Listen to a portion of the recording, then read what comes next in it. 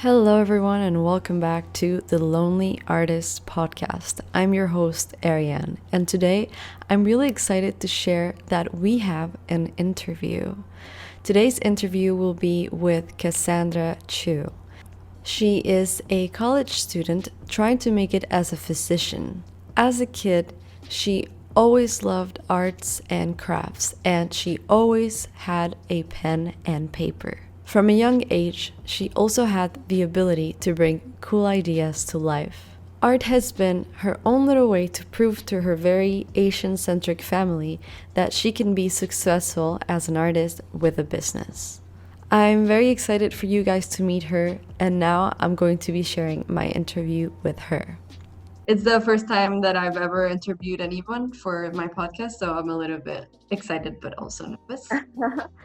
Yeah, that's awesome. Yeah, it's really cool for you to even ask me, so I think that's awesome. Well, I wanted to ask you just to begin, for you to tell us when you initially thought about pursuing arts, if that was like a decision you made on purpose or if it just kind of happened out of nowhere. So I've always kind of been like a doodler, like drawing and stuff like that. So yeah, especially when I was little, we didn't have like a lot of like toys to play with, whatever. So we'd always just have like pen drawing stuff. It was always like me and my sister we like to draw. But it wasn't until I would say like high school, like especially senior year, when I had like an art studio class that I actually got serious about making like actual pieces and paintings and stuff like that. So I think that class was like a really important milestone for me. Yeah, well, I feel like a lot of us artists, whenever we hit a certain age, probably around high school, we sometimes get cool teachers or cool classes that we don't usually get when we're younger that really inspire us to start taking it a little bit serious. That's been my experience as well, which I think Yeah, is pretty nice. yeah, it really makes a difference when like they support you and believe in you as well. So then you've always known that you like drawing, right? It's always been something positive in your life. Yeah, I would say so. Like especially like watching cartoons or like TV shows, and like trying to draw the characters in the same way. I think that really helped. I remember I would only watch animated cartoons. I didn't like the cartoons like Hannah Montana with like real actors in it. Yeah. I didn't watch those for a long time just because I liked the cartoons better. Yeah, me too, for sure. I immediately associated like drawings with a show being more fun. Exactly. Yeah. And when we started following each other on Instagram, what I really liked about your art style was that you always like drawing instead of heads, you like drawing objects, and it's like your style or your brand almost. Mhm. And I wanted to know if that was like on purpose, if there was a reason why you decided to change the head for objects. Mhm. So in high school, we had like she would give us different prompts and stuff, and one of them was to do like something surreal, I guess. So I chose to do, and I can send you a picture of it later. It's this guy in a suit, and he has a beehive for a head. Hmm. So that was like my very first painting that kind of represented that style, that replacing of somebody's head. And like while I was painting it, other kids would come by and look at it too. And they'd always ask like, "Oh, who is that? Is that Donald Trump? Is that like politician?" They'd have all these guesses about who it was and what it meant. And I just thought it was like so cool that everybody had kind of their own interpretation. And I didn't have any like um like it wasn't supposed to represent anybody in particular when I was painting it. I just kind of painted it because I thought it'd be a cool idea. So I really like that people took their own kind of interpretations of it, their own meaning. Yeah, that's really nice when you can draw something and just leave it up for interpretation and people just reflecting themselves into it. Yeah, it's so cool. I like paintings like that don't assume that the person who's watching the drawing or the painting is like dumb. It's like a painting that allows you to think and decide for yourself what you want the painting to be, which is really nice. For sure. Yeah, I love this kind too. And I know you are Asian American, and I wanted to know if that had any impact on your art or your art journey, if that has, had an impact in general for you. Mhm. Definitely. So yeah, that's like a pretty complex manner, I would say, trying to figure out like your identity when you're like Asian American, that kind of thing. Because I didn't go to school with anybody who was Asian, so it was really hard for me to learn about like my culture and like practice the language, that kind of thing. Because my mom did teach me a Chinese. Um, Okay. but when I got to college, I got a lot more of that. So obviously, I want to celebrate that.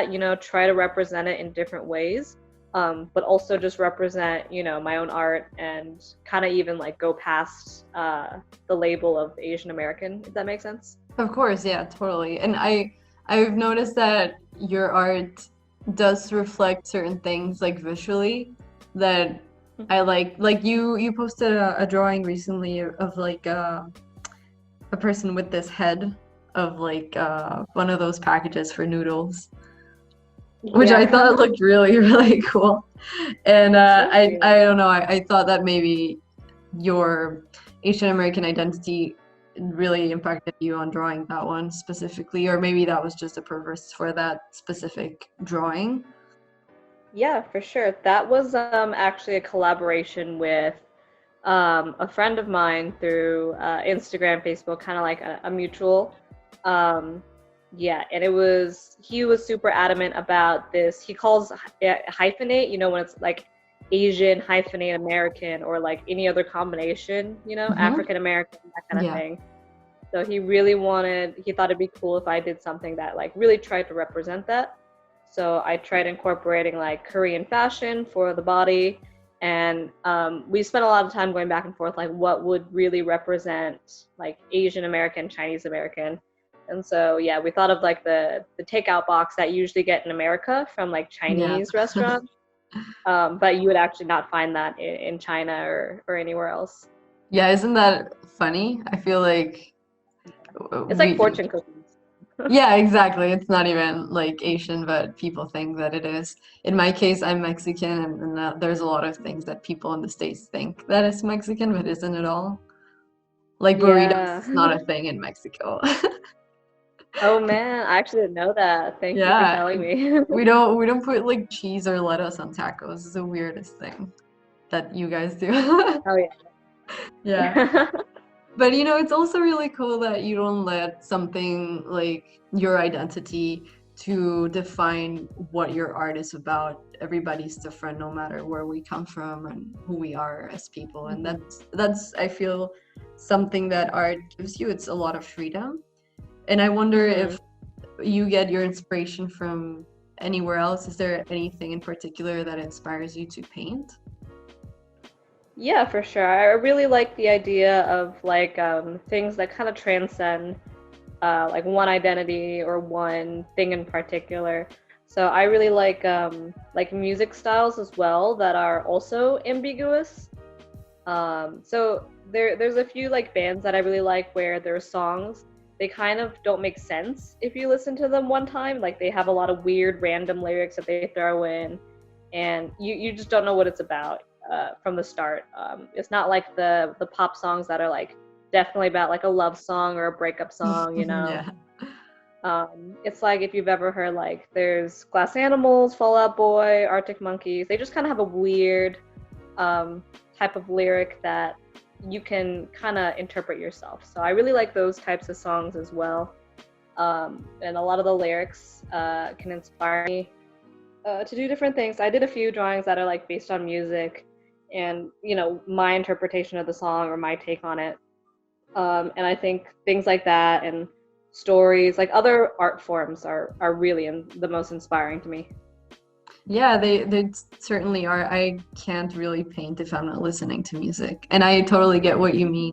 Those lyrics are like sort of dreamy, not really connected Mhm. or meaning anything, but they mean whatever you want them to mean, which is something that you also do with your own art with, changing the heads. Yeah, definitely. Just kind of a reflection upon ideas. Yeah, it's kind of like a full circle. I like that. Yeah, that's really cool. And regarding art specifically, do you have any like big inspirations that you like or follow in the art world? So there was definitely like a huge inspiration from artists like and I'll send you their links later. They're like Miss Suppacy, I think is how it's pronounced, and also Audra Auclair. They both have like a really distinctive, dreamy style, and I just really love the way they do like faces and lines, and it's super cool.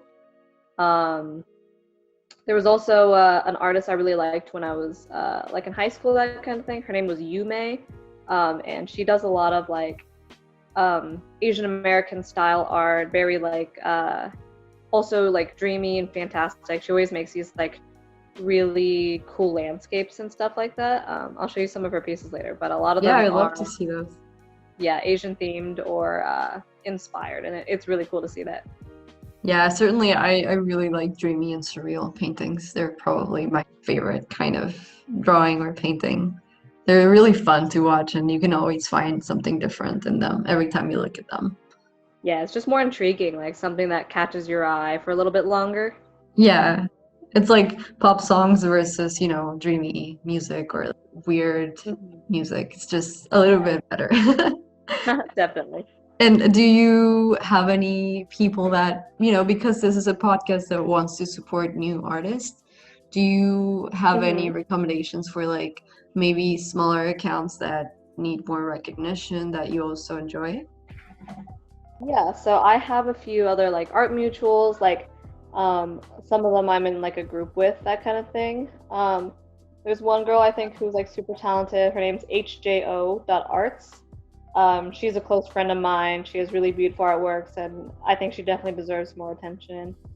Also, I don't know her personally. I've just seen her art and I follow her.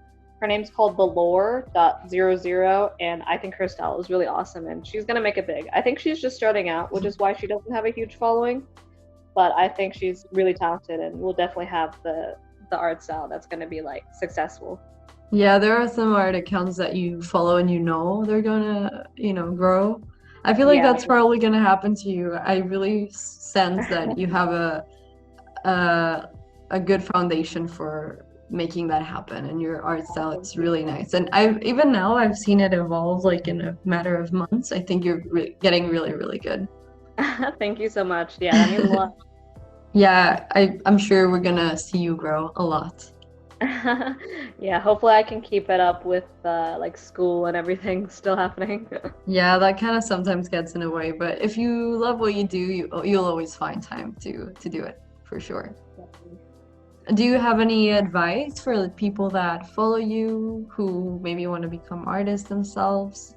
hmm Yeah, so I definitely think obviously people want to, get themselves seen, be recognized, like especially on the internet, like Facebook and Instagram, that kind of thing. And I would say like if you're starting out, it's fine to record your journey and like post it online if you want, but like don't be discouraged if you're like not getting any like followers or likes, because it's definitely like kind of a scary, vicious world on social medias. But like, so definitely start out doing it just for yourself, like just to see your own progress and to like be proud of it and not really worry about the numbers or anything. So if you don't even want to post it, like don't, keep it for yourself and just keep practicing, I would say. And if you are at the point where you're getting like more followers and that kind of thing, yeah, definitely reach out to other artists who are kind of in your skill group or your skill level and who like would be happy to talk to you and support your art. Yeah, there's something to be said about these little like art groups that support each other and will like share and follow each other. I know it definitely helped me to grow my account in the beginning. So I would search for or make your own group if you know some people as well. Yeah, that's really good advice. I myself have to sometimes remind myself that I'm doing it because I like it, not because I want other people to like my art. So I think Exactly. that's really good for you to tell people because sometimes we all forget. Yeah, yeah. And there is something to be said about showing people your art in like in person versus online. Because maybe you post it online or you're trying to sell it online and nobody really looks at it. But sometimes if it's even like in your class or like local markets, that kind of thing, you're going to get a lot more attention from being in person. So Yeah, online, I I see think, that you do a lot of those, right? Events for selling your physical copies or like products of your art. hmm yeah, they're just like local events. You find them on like Facebook or whatever, where they're having like little markets, or even on my school campus, we have events like that. Obviously, there's a lot less right now, but yeah, if you can find Yeah. those types of events, they're really successful, and people will come to just stop and look at you, and it's even if they don't buy anything, you usually get like a lot of followers out of it. So it's just a really nice environment to like boost your ego and get your art out there. Yeah, and also I feel like you don't feel as alone when you have a circle of people that you know in real life, that do art as well. Definitely. Yeah, it's really cool to like meet new people at these events and connect, and I see a lot of like people collab, that kind of thing. It's a really good environment. Do you have any plans regarding those events or your social media presence to grow your art journey for the Yeah, future? I definitely want to do more. It's just a matter of trying to balance like school and work right now, but there are some events I'm like looking at doing. And I've got a few more like bigger physical pieces that I want to work on because I've been doing a lot of digital recently. So I think I want to try doing some more traditional painting as well because I do miss that. I saw on your Insta stories one that you're working on and it looks really cool, even though I think you changed the colors on it. Yeah, I could not decide what color I wanted, but I think I'm gonna stay with the blue skin. So. Would you say you prefer digital or traditional more? I think digital is a lot easier because like whenever you want to change something, you can like filter it or just like go over it really quickly. Whereas traditional, you'd have to wait for the layer to dry and then cover it up with white paint and then paint on your next color before you can proceed. But I like the results you get from traditional, that very like raw, you can see all the brush strokes and you're like, wow, this is like a big physical thing that I have in my hands and that I did myself. It Yeah, feels this is true. There's something to be said about holding your art for real and not just yeah, watching it on the screen. yeah, for real. So I like the results. I like how traditional looks, but digital is just a lot more convenient, I would say. Yeah, that is true. It wasn't like that before, but now I feel like it's way more accessible for people. Yeah, for sure. If you could have any magical art power to help you in your painting process, what would you like that to be? I guess it would to be to make traditional painting a little bit more like digital. So just having the ability to, make really opaque changes to the canvas. Like if I could just fill my canvas, make it one color from the beginning, that'd be like so much easier. Because when you're trying to color your canvas, it's like streaky, and then you have to put all the layers on, and it's just like a lot of waiting and drying, and that kind of thing. So if I could cut that out process and make it so that you can paint traditionally almost as if it was digital, I think that you'd get some really, really cool results out of that, and it would save you so much time. That would be a fantastic power to have, honestly. I do watercolors, and sometimes my patience is not enough for me to want to keep going with one painting. Yeah, I like step away, like I'm gonna let this dry for like 2 days. Yeah, exactly. It's like when you're drinking coffee and it's too hot and you just leave it somewhere and you're like, oh, I'll come back to it so it's cooler. And then you come back to it hours later and it's super Yeah. cold. Yeah. That's a good analogy. Yeah, that always happens. Well, at least to me with watercolors. But yeah, definitely it would be amazing if we could just speed up the process traditionally. I For would sure. definitely paint more traditionally if that was a power I could have. Right. Although Well, watercolor is it's like one of those things that you can really only do traditionally. I haven't seen a lot of like digital watercolors that look realistic. yeah, me neither. I feel like that one is for sure the hardest one to replicate in a hmm digital form. Yeah, definitely. Well, thank you so much for letting me interview you and taking a little bit of your time today. This was hmm really nice, and I hope that everybody that's listening or watching on YouTube follows you and just helps you grow even more. I think more people should be watching your art and watching you grow. Thank you so much. That is so sweet. I love that you're doing this podcast and starting your YouTube channel. I think that's a really good way to, interact with the community more and that kind of thing. Yeah, I'm usually very shy and I want to try and get more involved with just being a human. So I'm like forcing myself with like Instagram and YouTube, and I think it's gonna bring good things. And if anything, at least we get to know each other and become good art friends and just, grow our network of people that support each other. Yeah, that's awesome. Thank you so much for having me. Well, I'm gonna let you go now. Thank you so much. And if you can, just send me those names of the people that you mentioned so that we can share those on YouTube or on the podcast as well. Sure thing. All right, I will do. All right. See you. Thank you. Bye. Bye. Well, guys, that was the interview right there. I hope you enjoyed it. I hope it was interesting for you to listen to. I hope that you like this format. I know the audio is not the best quality, but I am working on making those interviews a little bit better audio-wise. Anyway, I think we still got a chance to meet an amazing artist and learn from her, and I hope that in the future I can bring more people that you guys can look up to and learn from. Thank you so much, and I'll be seeing you for the next podcast.